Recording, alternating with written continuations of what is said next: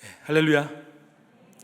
오늘 주어진 누가복음 말씀을 갖고 저와 여러분이 같이 은혜 나누는 시간 되기 원합니다. 어렸을 때 제가 이사를 많이 했습니다. 아버지께서 개척을 하셨기 때문에 한 곳에 정착하는 삶이 좀 힘들었습니다. 그러다 보니까 10살이 되었을 때, 그러니까 한국 나이로는 초등학교 3학년이네요. 그때 처음으로 친구들을 집에 초대하는 생일 잔치를 어머니가 해주셨어요. 너무나 기대가 됐습니다. 이 선물을 생일날 친구들한테 받는다는 것이 처음 있는 일이었거든요. 그래서 제가 정말 원하는 선물을 친구들한테 얘기했습니다. 로봇 달라고. 한 열 몇 명을 보는데 다 얘기했어요. 로봇 사오라고. 왜냐면 제가 그걸 정말 좋아했던 것 같아요. 로봇 장난감이 좋았던 것 같아요. 이렇게 조립하는 여러 가지, 하여튼 로봇이면 다 좋아했던 것 같습니다. 아니나 다를까 친구들이 와서 잔치하고 선물을 다 주는데 이 선물에 대한 포장지를 다 뜯으니까 다 로봇이에요. 심지어는 똑같은 것도 있었습니다. 너무 기뻤어요. 근데 저희 어머니가 친구들한테 다 얘기하더라고요. 너 이거 어디서 샀니? 어디서 샀니? 그래서 산 것들 갖고 뭐 이렇게 모으더라고요. 그래서 문방구, 그 다음에 장난감 가게 같은 데 있잖아요. 한 동네 두세 군데 있는데 거기를 돌아다니면서 어디서 샀는지 그걸 갖고 딴 걸로 바꾸시더라고요.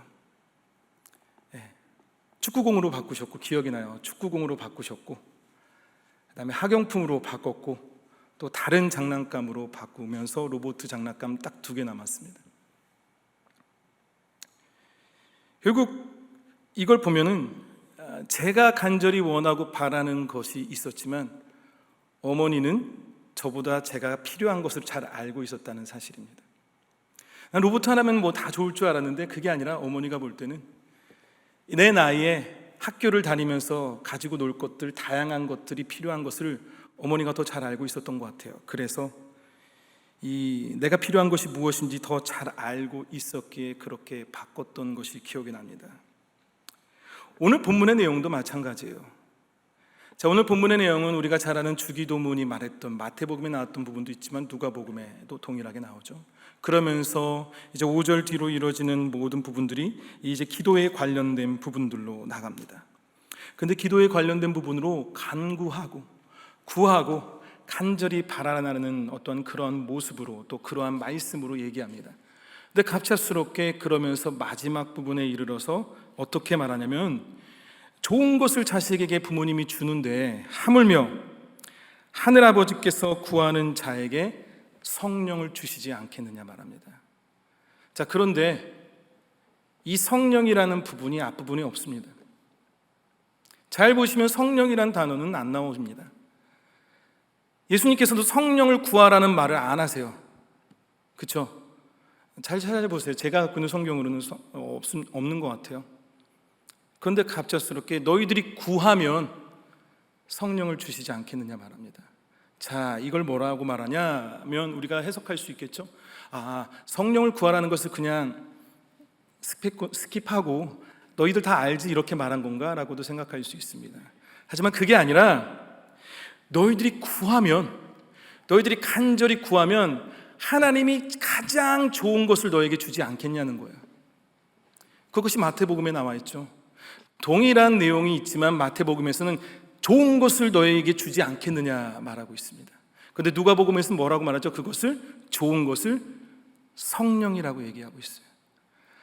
한마디로 내가 간절히 바라고 사모하고 내 삶에 주님 나를 만져주십시오, 내가 정말 주님과 함께하고 싶습니다, 나의 기도에 이 간절한 기도가 있습니다 할 때 하나님께서 그걸 들으시고 거기에 응답하시고 그것을 주신다가 아니라 성령을 주신다고 말하고 있습니다. 왜 그럴까요? 그것이 가장 좋은 것이기 때문에. 아멘? 아멘. 아닌가요? 성령보다 더 좋은 게 있나요? 성령보다 여러분이 더 바라는 기도 제목들이 많으신가요? 누가복음에서도 동일하게 말하지만 누가는 계속 사도행전에서도 얘기하죠.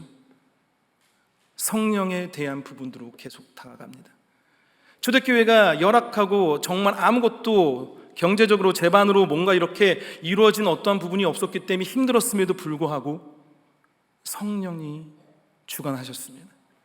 그리고 제자들에게도 말했습니다. 성령을 받으라고. 동일하게 뭐라고 하면 내가 없으면 성령이 너에게 할 말을 전하고 가르칠 것이라 말하고 있습니다. 자, 사도행전 2장 33절을 토대로 볼 때 여기서 하늘로부터 주어진 성령에 대하여 말하고 있다고 보는 것이 맞을 것 같아요. 하나님이 오른손으로 예수를 높이시며 그가 약속하신 성령을 아버지께 받아서 너희가 보고 듣는 이것을 부어주셨느니라. 오순절 사건 이후에 이 초대교회의 관점에서 볼 때 하나님께서 주실 수 있는 최고의 선물은 돈이 아닙니다. 물질도 아닙니다. 성령이었습니다. 왜 그것이 그렇게 중요할까요? 우리가 기도하잖아요. 또 예배를 통해서 성령님 함께 해주세요, 우리 성령님을 구하십시오, 그러면서 성령에 대해서 많은 얘기들을 하잖아요. 왜 그게 그렇게 중요할까 생각해 보신 적 있나요? 오늘 삶 가운데 여러분들 아침마다 일어나서 아니면 식사 기도할 때 아니면 우리가 항상 기도하는 그 시간 가운데 얼마나 성령님에 집중하고 있나요? 가장 큰 선물에 가장 좋은 것이라고 말했던 이 성령님이 아끼지 않으시고 우리에게 주신다는 겁니다. 주님 앞에 간절히 바랄 때 성령을 바라는 것뿐만 아니라 주님 앞에 간절히 다가갈 때 주님은 우리에게 성령을 주십니다. 결국 그것은 하나님의 선물이죠. 그래서 오늘 이 내용을 보게 되면 계속적인 두드림으로 앞부분이 나옵니다. 현재 명령형으로 이루어지고 있어요. 계속적으로 두드리는 겁니다. 이 끈질긴 행위는 좋은 선물로 보장해 주는 부모와 자녀 관계 안에서 이루어지는 거겠죠. 부모와 자녀니까 그렇게 할 수 있는 거겠죠. 그래서 이 좋은 곳, 성령의 선물은 누가복음에서는 계속적으로 얘기하고 있습니다. 그것이 예수 그리스도고 바로 그것이 교회이고, 뭐냐, 성령을 받아야지만 예수 그리스도의 뜻과 예수 그리스도의 성품과 예수 그리스도가 가장 원하시는 모습을, 그리고 그 형상을, 그 뜻을 따를 수 있는 것이고, 이 성령이 있어야지만 교회가 그 머리 되시는 예수 그리스도 안에서 온전히 움직일 수 있다는 것을 누가는 경험했고, 그것을 누가복음을 통해서, 사도행전을 통해서 성령에 대해서 계속 강조하고 있는 것을 보게 됩니다. 성령은 예수님을 인도하고 또 예수님 안에서 능력을 주고 계십니다. 그래서 이 성령이 예수를 따르던 자들에게 임할 때 그들은 예수님께서 승천하시기 전에 시작하고 가르치셨던 것을 계속해서 나갈 수 있었고, 그것을 기억할 수 있었고, 그들이 잊었음에도 불구하고 때에 따라서 주님께서 말씀하셨던 것을 입술을 통해서 그 마음을 열고 행함으로 그 뜻을 드러낸 것을 보게 됩니다. 요한복음 14장에 이 말을 하잖아요. 보혜사 곧 아버지께서 내 이름으로 보내실 성령, 그가 너에게 모든 것을 가르치고 내가 너에게 말한 모든 것을 생각나게 하시리라. 아멘. 성령님이 그렇게 하신대요. 단지 초대교회 때만 그런가요? 여러분들 그렇게 생각하시면 안 됩니다. 우리 실리콘밸리 지역은 좀 다른가요? 저기 선교지에서는 이건 가능할 것 같은데 여기는 그거 안 되나요? 가장 중요한 것이 성령이어야 됩니다. 물론 가장 중요한 것이 저와 여러분의 삶 가운데 많아요. 정말 많아요. 그런데 제가 말하고 싶은 것은 그 모든 것을 포괄하는, 그 모든 것을 총체적으로 우리가 온전하게 가져갈 수 있고, 온전하게 판단할 수 있고, 온전하게 그 뜻에 따라서 그리스도인으로 합당하게 살 수 있는 것은 성령님밖에 없습니다. 하나님에 대한 신뢰를 기도로 표현하는 자들에게, 심지어 이들의 기도에 성령을 위한 청원이 들어가 있지 않을지라도 하나님은 성령이 중요하기 때문에 우리에게 성령을 주십니다. 교회가 기도할 때, 가정이 기도할 때, 그리고 우리의 삶 가운데서 어떤 어려움이 생겼을 때 우리가 간절히 기도하는 가운데 우리가 성령을 구하지 못했다 할지라도 그 순간에 우리에게 지혜를 주시는 것도 성령이시고, 할 바를 할 수 있게 하시는 것도 성령이시고, 그 순간을 온전하게 넘어갈 수 있게 하시는 것도 성령이라는 거예요. 자, 그러면 뭘 중요하냐? 바로 우리가 그러한 삶을 살아갈 때 성령 충만한 삶을 살아야 된다는 거죠. 우리는 사도행전 1절 8절을 잘 알고 있습니다. 너희가 권능을 받고 예루살렘과 하면서 쫙 가면서 우리가 어떻게 선포해야 되고 어떻게 제자의 삶을 살아야 되는지를 말하고 있죠. 그런데 가장 우선순위가 너희가 성령을 받으라는 거죠. 근데 권능을 받으래요. 제가 예전에는 성령 충만을 위해서 기도하라고 할 때, 예전에 학교를 다녔을 때나 뭐 할 때나 이렇게 성령 충만에 대해서 기도할 때는 뭔가 이게 그 권능을 받아서 그 권능을 내가 사용하는 것으로 생각을 했어요. 너무 멋있어 보였어요. 그렇게 하는 것이 뭔가 하나님의 더욱더 가까운 사람으로서 느껴졌습니다. 자, 그러다 보니까 뭐죠? 마치 요즘 젊은 애들이 말한다면은 게임에 아이템을 득템하듯이 뭔가 내가 좀 더 필요할 때, 내가 이걸 뭔가 사용할 때 이것이 좋으니까 마치 그것을 달라면서 열심히 기도했고 그것이 성령 충만인 줄 알았던 적이 있었습니다.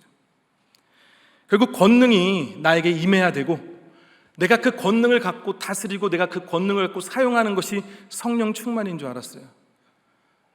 근데 신앙생활을 해보니까 저는 그럴 능력이 없더라고요. 저는 그런 완벽함이 없더라고요.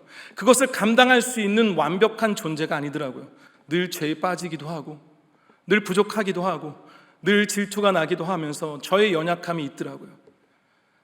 성령이 나에게 임하셔서 내가 그 권능대로 내가 그 권능을 사용하는 것이 아니라 성령님이 나를 사용하시더라고요. 성령님의 권능이 나에게 임하셔서 나를 주관하시더라고요. 나를 인도하시더라고요. 나를 붙잡고 이끄시더라고요. 그것이 바로 성령 충만입니다. 우리가 성령 충만하게 해달라고 기도하죠. 주님 나에게 임하십시오, 나에게 주십시오가 아니라 주님 나에게 임하십시오, 나를 다스려 주십시오. 나의 입술을 주관하여 주시옵소서. 나의 생각을 주관하여 주시옵소서. 정말 미묘하고 정말 사단의 세력이 틈타는 그 순간에 올바른 판단을 할 수 있는 성령님이 나를 주관하여 주십시오. 그것이 성령 충만입니다. 결국 뭐죠? 그 권능의 주체는 내가 아니라는 겁니다. 절대 우리가 아닙니다. 그 권능의 주체는 성령님이십니다. 그래서 고린도전서 2장 10절에 오직 하나님이 성령으로 이것을 우리에게 보이셨으니 성령은 모든 것, 하나님의 깊은 것까지도 통달하시니라. 하나님의 깊은 것까지도 통달하신다고 말합니다. 자, 그러면 이제 거진다 설교가 끝나갑니다. 아주 오늘 짧습니다. 기억하셔야 돼요. 성령 충만할 때 우리에게 나타나는 것이 있습니다. 첫 번째로 무엇이 나타나냐? 확실합니다. 이건 절대 바뀌지 않습니다. 기쁨이 생깁니다. 아멘? 기뻐요. 내가 돈이 없어도 기뻐요. 내 수중에 먹을 것이 없어도 기뻐요. 교회가 성령 충만하면 뭔지 아십니까? 물질이 없어도 교회는 기쁩니다. 기뻐요. 기뻐서 뭔가를 하고 싶어요. 그 기쁨을 통해서 자원하게 돼요. 그 기쁨 때문에 내가 주체를 못해요. 어떤 상황과 어떤 환경과 어떤 비교할 수 있는 것이 없어요. 왜냐하면 이 기쁨이 그 모든 것과 비교할 수 없는 충만한 기쁨이 나에게 다가오는 겁니다. 주어진 환경이 이 기쁨을 막을 수 없습니다. 나의 상황과 현실이 이 기쁨 때문에 상황과 현실 속에서 이성적 판단과 논리적 판단으로 정해진 길을 가는 것이 아니라 이 기쁨으로 인해 그 판단과 정해진 길이 아닌 다른 길로도 가게 되는 거죠. 전혀 예측하지 못했던 것처럼. 너무나 즉흥적일 수도 있지만 그 모든 것이 하나님의 이끄심 가운데 기쁘기 때문에 그 기쁨에 대한 부분들이 나옵니다. 자, 이 기쁨이 넘치죠? 자, 그 다음에 성령 충만이 이 기쁨이 넘치면 뭐가 이루어지냐? 행함이 이루어져요. 행함이 이루어져요. 자, 우리 한번 죄송하지만 옆 사람 한번 볼까요? 죄송해요. 옆 사람 한번 눈을 보세요. 네. 이 눈을 통해서 뭐죠? 눈빛으로도 우리는 할 수 있어요. 뭔가를. 성령이 그거더라고요. 그래. 뭔지 알죠? 기쁨이 함께할 때 그 기쁨의 결과물들이 나오기 시작합니다. 자원합니다. 그 기쁨 때문에 어떠한 내가 당연히 해야 될 직분 그 이상을 넘어갑니다. 때가 되면 해야 될 그 명분 그거를 넘어갑니다. 그냥 이렇게 해야 되는 뭔가 이렇게 항상 계획 가운데 이루어지는 그 이상을 넘어가게 되는데, 어떠한 규칙과 주어진 순번에 의해서 내가 감당하는 것이 아니라 당연히 해야 된다는 의무감이 아니라 자원하는 마음과 동역으로 이루어진 순수함이 드러날 때 그 누구도 막을 수 없는, 그 누구도 그것을 방해할 수 없는 하나님의 행함의 역사가 드러납니다. 자, 성령 충만이 뭐라고요? 기쁨입니다. 기쁨으로 이루어진 행함입니다. 자, 그러면 기쁨과 기쁨으로 이루어진 행함이 나오면 뭐죠? 열매가 나옵니다. 자, 그 열매가 뭐냐? 내가 잘 되는 것이 아니라 그리스도의 영광이 드러난다는 거예요. 아멘. 교회를 빗대어 볼까요? 교회가 성령 충만하다는 건 뭘까요? 어떤 의무감과 해야 된다는 어떠한 목적과 목표도 있겠지만, 예배를 드림으로 인해서 그 안에 우리에게 성령님이 임하셔서 주어지는 기쁨 가운데 하나가 되어지고, 눈빛만으로도 누가 일하지 못하는 그곳에 함께 동역하는 마음들, 정말 우리가 생각할 수 없는 것들을 감당할 수 있는 그러한 함께하는 행함들이 이루어지며 나아갈 때 결국에 교회가 보이는 것은 그리스도의 영광을 향해 쫓아가는 교회가 될 거라는 거죠. 아멘? 가정은 어떨까요? 가정이 성령 충만하면 어떨까요? 가정 가운데 이루어지는 모든 아픔들이 있을 겁니다. 가정이기 때문에 함께 참아가면서 어차피 가정이니까 지켜나가야 될 의무가 있을 겁니다. 가정이기 때문에 어린 자녀들은 내가 뉴스까지만 부모님 눈치를 보고, 하나님, 내가 믿지 않는 하나님을 과감히 벗어버리려고 하는 그 모든 계획들도 갖고 있을 겁니다. 무수히 많아요. 마음이 아플 정도로. 근데 성령님이 그 가정에 임하면 기쁨이 옵니다. 아버지를 이해하고, 아버지는 자녀를 이해하게 되고, 자녀는 그 가운데 하나님의 살아계심을 경험하게 되고, 그 기쁨으로 우리가 무엇인가를 할 때 함께 해나갈 수 있고, 그것이 우리가 생각했고 우리가 표현했고 우리가 계획했던 것보다 더 큰 결과물들을 경험할 수 있을 겁니다. 목장이 성령 충만하면 어떨까요? 여러분 삶이 성령 충만하면 어떨까요?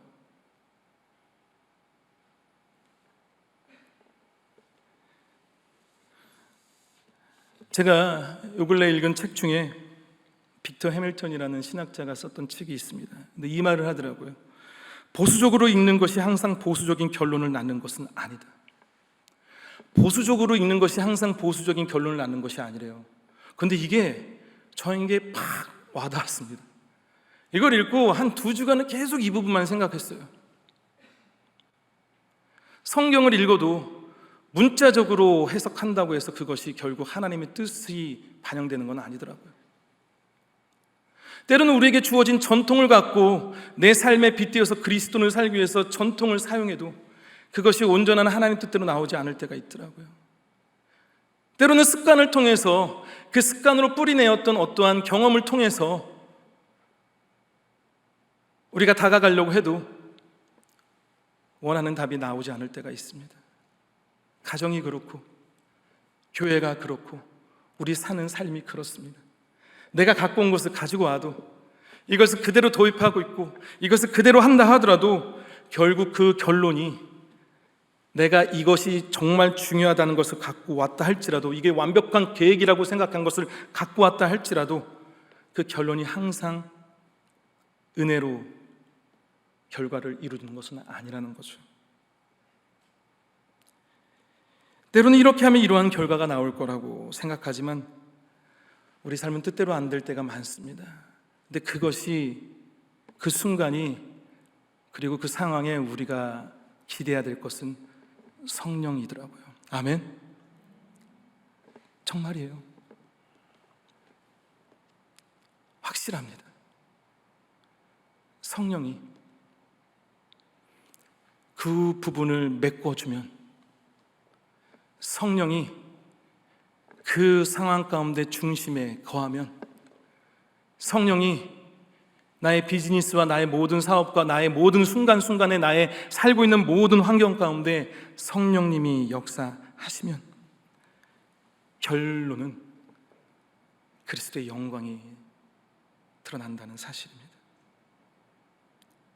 하나님의 역사의 귀한 결과들은 결국 기쁨을 통한 하나님의 영광이 드러나는 것, 그것이 바로 성령 충만입니다. 결론을 지을게요. 첫째 애가, 저한테 3명의 아이가 있지만 다 아시겠지만 첫째 애가 있어요. 근데 원래 그 말을 하더라고요. 자기는 참 운이 없대요. 저도 알겠어요. 왜냐면 뜻대로 되는 게 없어요. 걔가, 이 친구가 뜻대로 되는 게 없습니다. 항상 늦어요. 항상 뭔가 놓쳐요. 그래서 자기는 운이 없대요. 근데 그 다음에 이런 말을 하더라고요. 근데 자기는 복이 있대요. 이렇게 해서 안 됐는데 하나님이 자기를, 내가 하지 못했던 결과들을 하나님이 역사하셔서 자기는 복이 있대요. 그 얘기를 들었을 때, 이게 은혜죠. 근데 그 얘기를 들었을 때 더 드는 생각은, 내가 운이 없어도,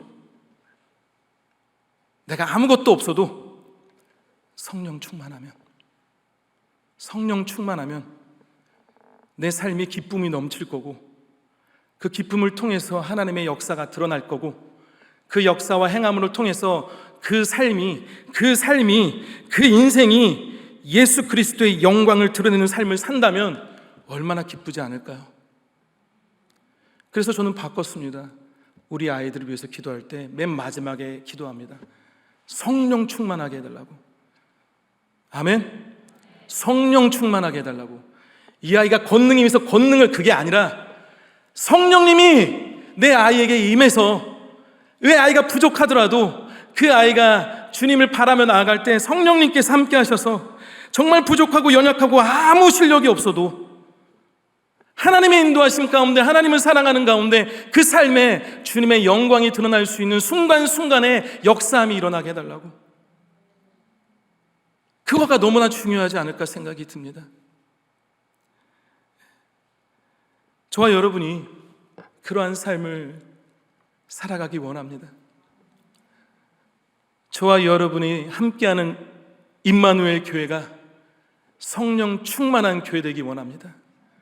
저와 여러분이 함께하고 있는 목장의 목장 식구가, 목장 가정교회가 성령 충만하기 원합니다. 유스그룹이 성령 충만하기 원합니다. 교육부가 성령 충만하기 원합니다. 여러분들이 함께하는 가정이 성령 충만하기 원합니다. 여러분의 삶이 성령 충만하기 원합니다. 자, 그럼 어떻게 해야 될까요? 한번 오면 오고, 바람이니까 왔다 갔다 주님 오면, 이게 아니라 집중하세요. 성령님을 신경 쓰세요. 여러분들 기도를 할 때 성령님의 단어를 사용하세요. 계신 분에게 왜 이름을 안 써요? 성령님 말씀하세요. 집중하세요. 성령님을 생각하세요. 떠오르세요. 주님께서 다시 오실 그 순간까지 다스리고 역사하시는 성령님을 사모하세요.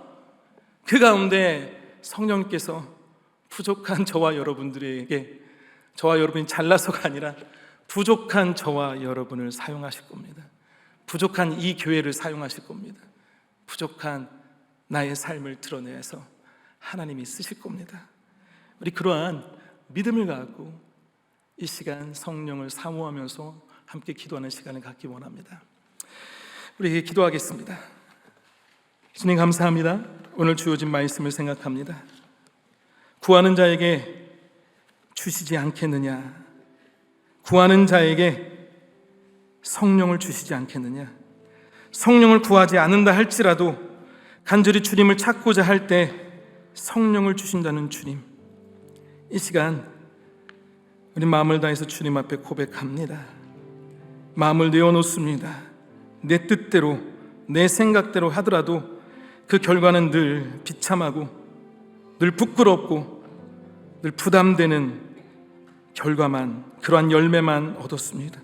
주님, 성령님, 나를 주관하여 주시고 나를 다스려 주시고 성령 충만하게 하여 주시옵소서. 예수님 이름으로 기도했습니다.